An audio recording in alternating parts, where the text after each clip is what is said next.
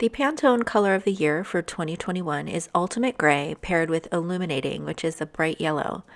Today I'm featuring stencil and heat embossing techniques featuring this color combination that represents strength and hopefulness.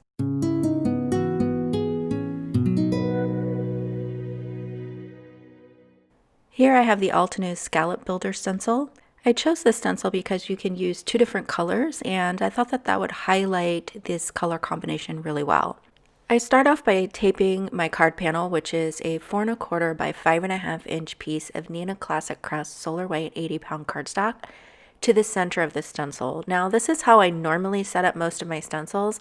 However, when you have a layered stencil like this where you're going to shift the design, I find out later it's much better to actually offset it and line up the card panel to one of the edges of the stencil, and you'll see why when we go to do our second color.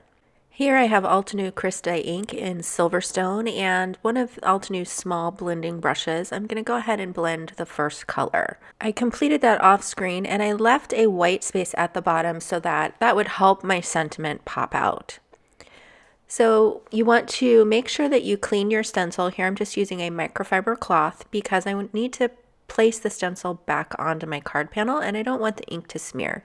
I'm just cleaning my blending tool by rubbing that off on a microfiber cloth. And here's where I learned it's much better not to center your card panel. So this is how we had it set up originally.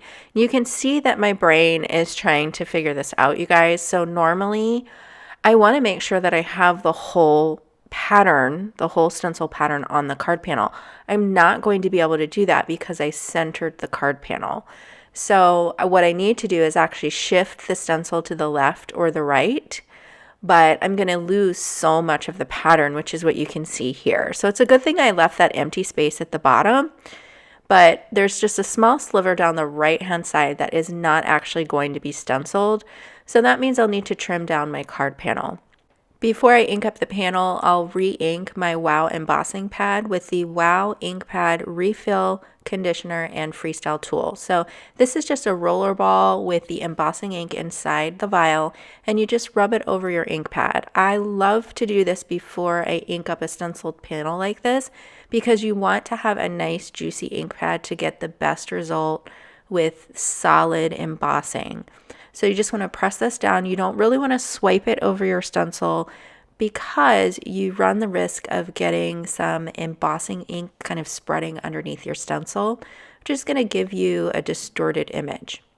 Here I have Lemon Sorbet, and this is from the Summer Scoops trio. This has a yellow, an orange, and a pink in it. These are just beautiful colors.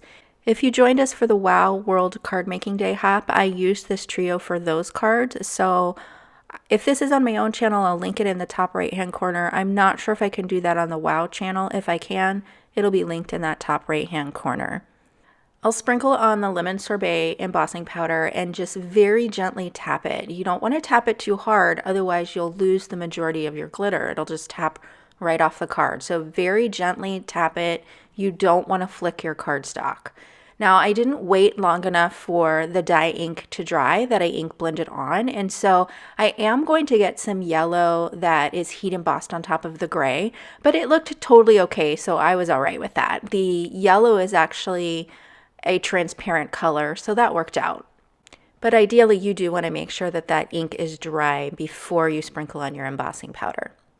So here I have the Luster cardstock, Curious Metallic cardstock from cutcards.com. Now this is from their $1.99 section. I'll have a link to that down below. These are 5x7 flat invitations and they're so great for die cuts, you guys. I love them for card panels and die cuts. They can add a beautiful shimmer and elegance to your card, and I thought that they would be perfect for this color scheme. So I've gone ahead and die cut that with the Simon Says Stamp plus CZ Design Hello dies. And I'm not going to use the shadow die on this one, just the regular die. Here I couldn't decide whether or not I liked it on the white card panel or the luster cardstock. I opted for the white, but now that I'm watching the video back, I think I prefer the gray. Let me know which one you preferred in the comments down below. I went ahead and stacked this die cut on two more white die cuts of the Hello die cuts, and I stacked those up, and I'm just going to glue this to the bottom. I'm glad that I left a little bit of that white at the bottom. Otherwise, I think that the sentiment would have been lost, and I didn't necessarily want to use the shadow dye this time around. You can see how the glitter catches the sun so beautifully. I will pre-dry Nuvo drops on a craft mat and just store them in this little container here. And I'll add a few gray drops to draw your eye to the sentiment. Here you can see the finished card, and you can see how the yellow embossing powder covered up some of that gray ink. As long as you allow your ink blending to dry, you won't have that problem. For the next two cards, I'm going to use the Simon Says Stamp CZ Design Peony Bouquet Stencil. This is a beautiful stencil. I love that the florals are already arranged for you, but you also have some negative space left over for your sentiments, which I think is really great if you want to stamp a sentiment. So I'm going to go through the same process. Here I have a piece of the luster cardstock that's cut to 4 1/4 by 5 1/2.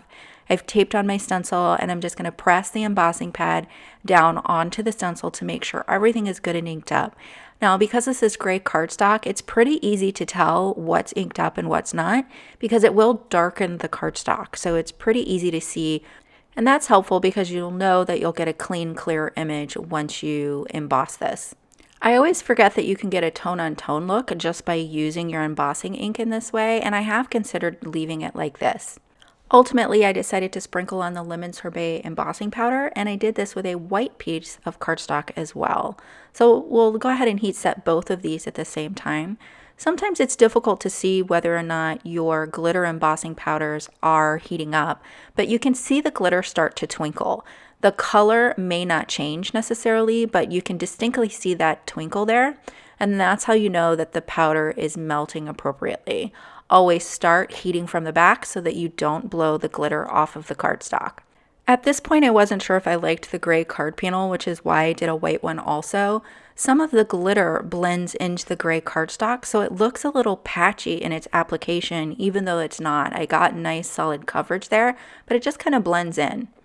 So here I have paper hugs and the hugs die from Simon Says Stamp, and all of the dies that I'm using today are actually from December, their recent release, and I'm going to use Altenew Hello and Hugs to add a sub-sentiment. So I'll also add some Nuvo drops to these cards, and we're almost done. The paper hugs sentiment is several pieces of 110-pound weight cardstock stacked up, and the hugs die I decided to do with the luster cardstock and use the negative die cut strip there. I liked the idea of the flowers peeking through, but I wonder if it had looked better if I had cut off a little of that extra gray to the left of the sentiment. Here's the finished card with some gray Nuvo drops, and here you can see how that glitter has a little bit of a gray neutral sparkle that blends into the cardstock, making it appear just a little bit patchy. If you enjoyed this video today, give me a like and subscribe down below. Thanks so much for joining me today, and I'll see you soon with more inspiration.